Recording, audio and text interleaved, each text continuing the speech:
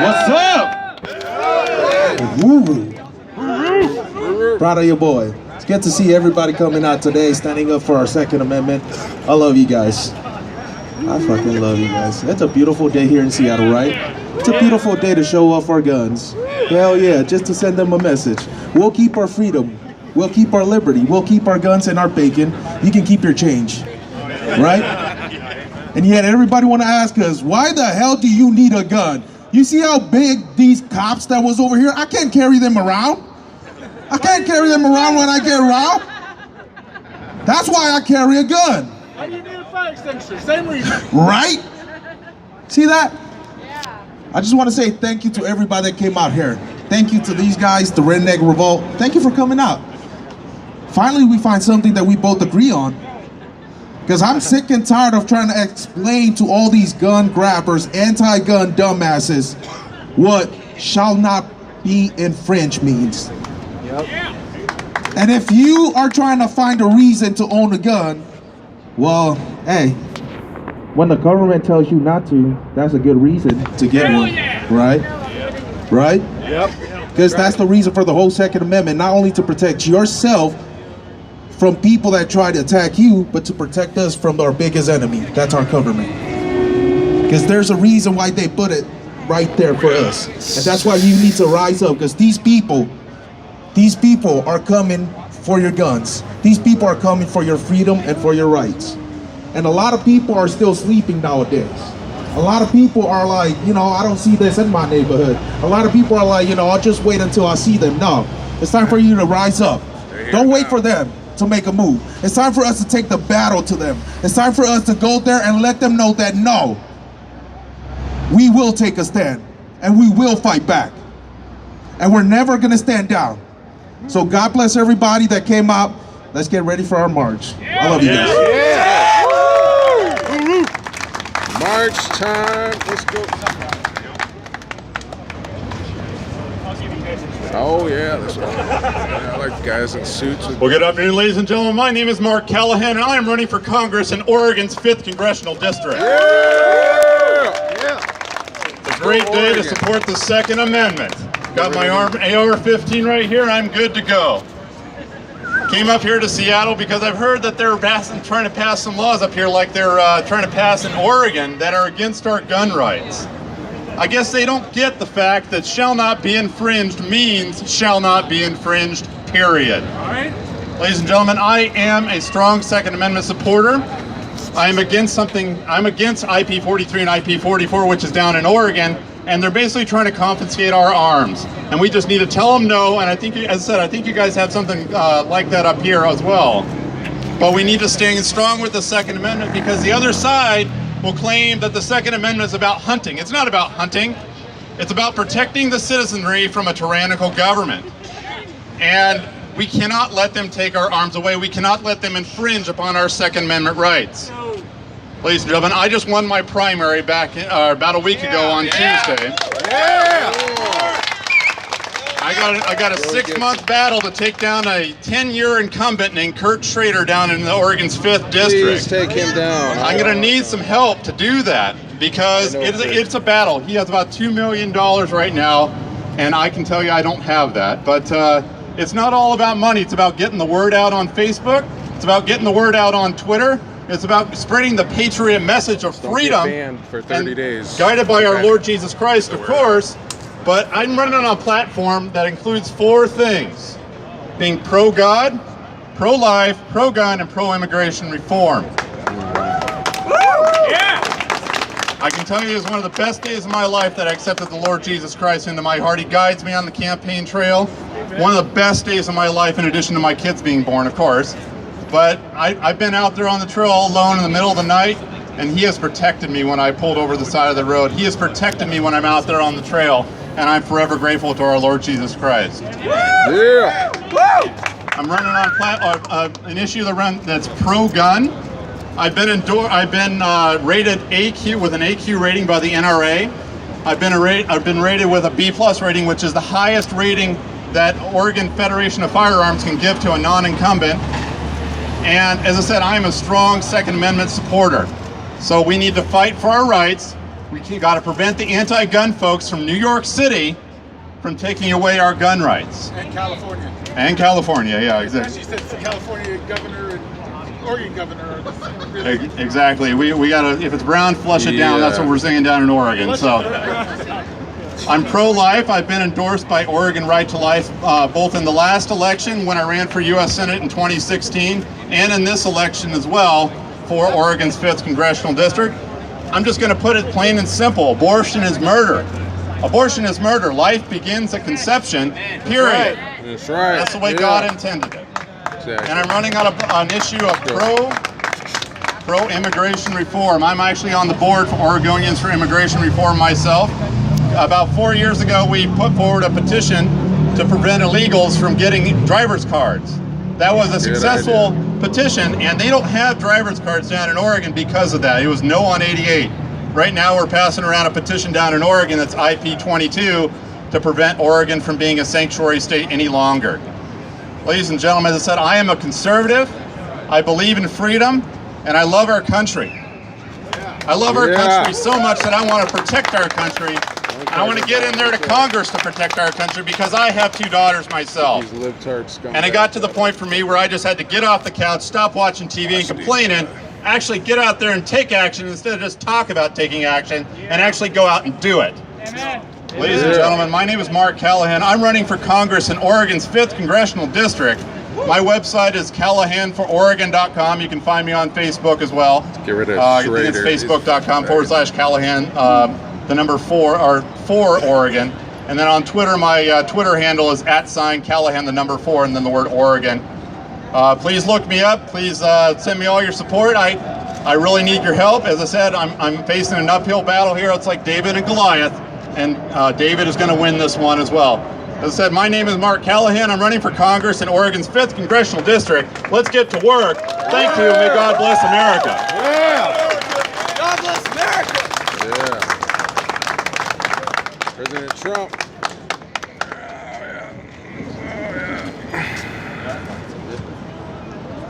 Let's go. Sure. How are we doing in Seattle today? I'm with Spokane Concealed Carry, and we drove all the way out from Spokane Thank you. Yeah. just to show our support here in Seattle today. So, Joe here, or Joey here asked me to give you guys a speech that I gave at our Second Amendment support rally that we had at the Franklin Park in Spokane about a month ago. So I'm going to go ahead and read that. I'm not good in front of crowds, if you can't tell.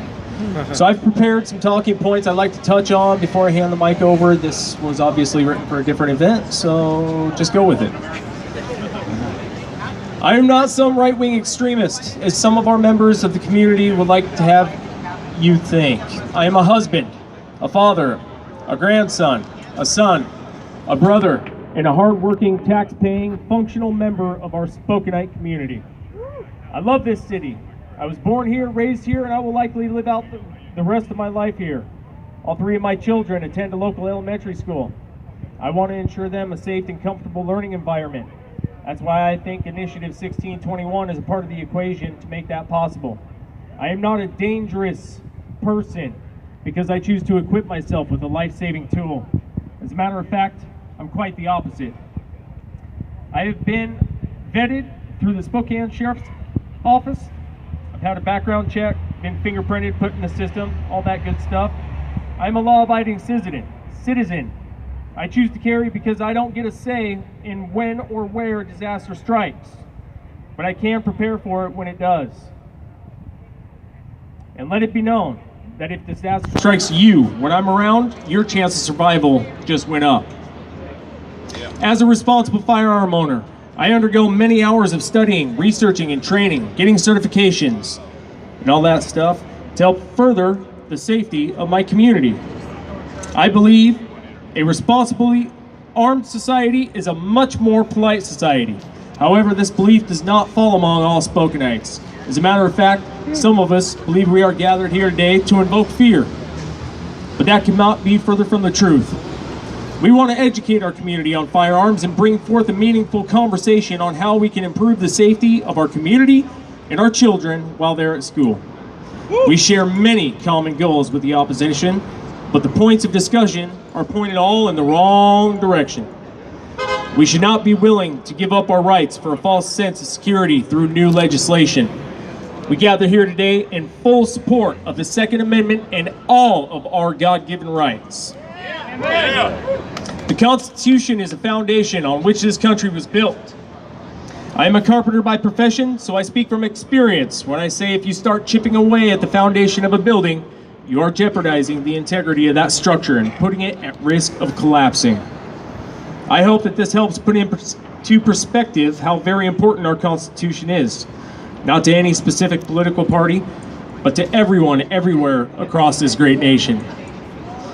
If that doesn't help shed some light on the topic, then think of it this way. The Constitution is a pact between the people of this great nation and the government officials that we've elected. If that pact is broken by those government officials, then the people are no longer obligated to recognize the government as they are acting unconstitutionally. This great nation was not fought for and built around a government.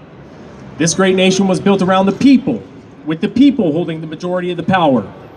If government thinks that it can overstep its freedom-loving constituents from who they're supposed to represent, then they are dead wrong.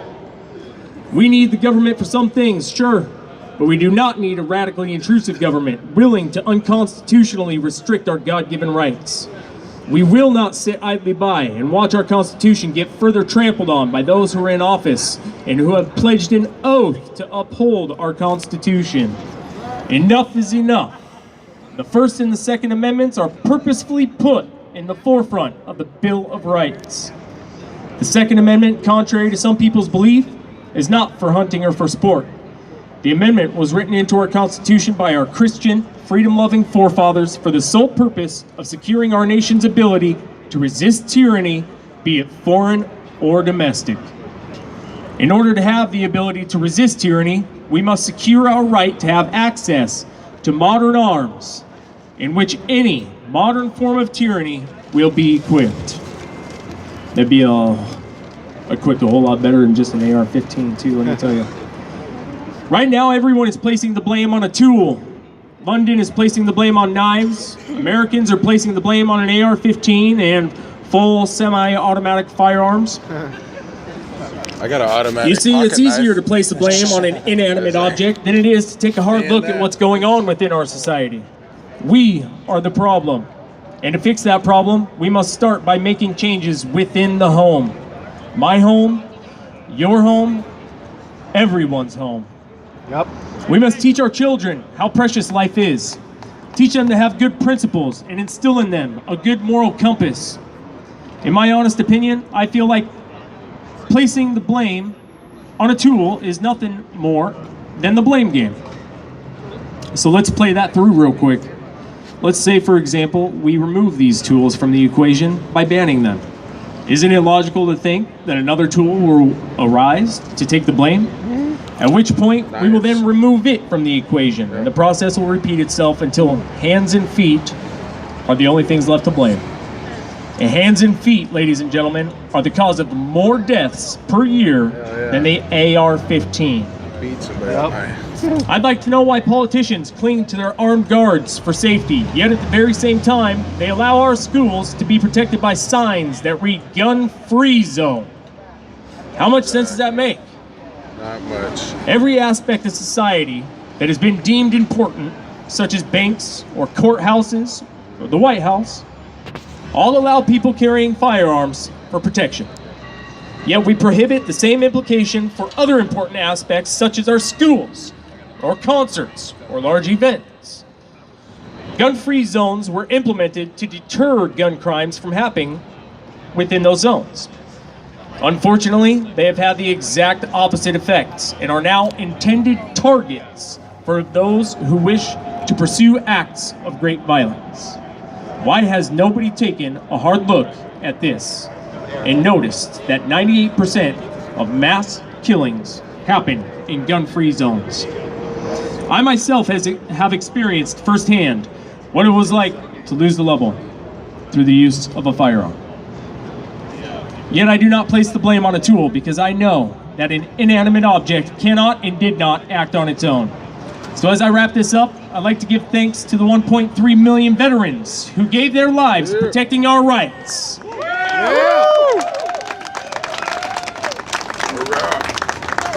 Let's reassure their families that they did not lay down their lives for a broken and divided nation, but a nation that's come together in full support of the Constitution. I'd also like to thank everyone who's a part of Spokane Concealed Carry Group, particularly those who donated, and then I go on to all that other shit. Thank you guys for being here. Support our Second Amendment right.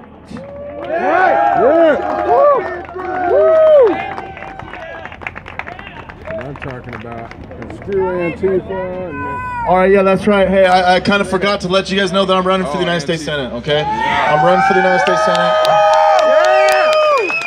I did it. I put my name in there. I paid the fee, and I'm doing it because I want to make a difference. You know, win or lose, no matter what happens, I'm going to rally like crazy. I've been giving speeches 3 or 4 times a week in random places, and I basically have had to convince Republicans that I'm not some crazy right-wing like extremist. It's been very interesting. The thing is, when they actually hear my speech, they hear my words, they feel my spirit, they understand that I'm what I'm about and that I'm genuine. And I really do believe in truth. Shoot, I got it tattooed on my arm. I believe truth is something that we got to bring back into this country because they're using lies and deception to control us. They're using that so that we stay asleep. They're using that in the Seattle, Washington. Like I'm talking about the head tax. These city council members are getting away with fraud and the people just take it. They just take it. They're falling for it in Seattle, Washington. This city council in Seattle, I know for a fact if it wasn't for the state constitution, they would have banned every single weapon that they could, okay? They would make you register your fists. They would probably, they'd probably take Tiny's fists. They'd confiscate it, okay? But the state constitution says that we cannot make up our own gun laws from city to city. You can't do it. You can't do it. This is why I'm extremely interested in University of Washington and going on there and challenging their unconstitutional rules that they try to pass. Okay, are you guys ready to march? Huh? Yeah! So we're gonna go march, just keep the energy high. It's a lot of fun. We're not gonna go too far, so we're not gonna take you on some crazy journey where we are like marching for 20 miles, okay? It's all gonna be flat land. I know we have some bigger people here today. They asked that we don't go on any huge hills, okay? So stay on the sidewalks, okay? We aren't the far left people who break the law and just go and stop traffic. People have to go and work and do things, okay? So just stay on the sidewalks. I'm gonna lead it. We're gonna go that way, okay? And it's gonna be a big circle past the library, and then we're gonna come back, okay? We do have some people who are gonna stay here, so if you guys wanna keep some stuff here, that's cool too. Hey, guys, I appreciate you guys coming out. Let's go. Let's get going on this march. All right. Alright, we're about to go march. I think I'm gonna switch my camera. Actual people, but yeah. Have a good march. Big people will stay back. Let's go. I would have walked with you guys, but everybody's going uphill. Hell no. I ain't going uphill. My fat ass is staying right here. My brother Casey back here. He's not fat, he's husky. I'm not fat, I'm fluffy. I'm stap resistant. That's what I am.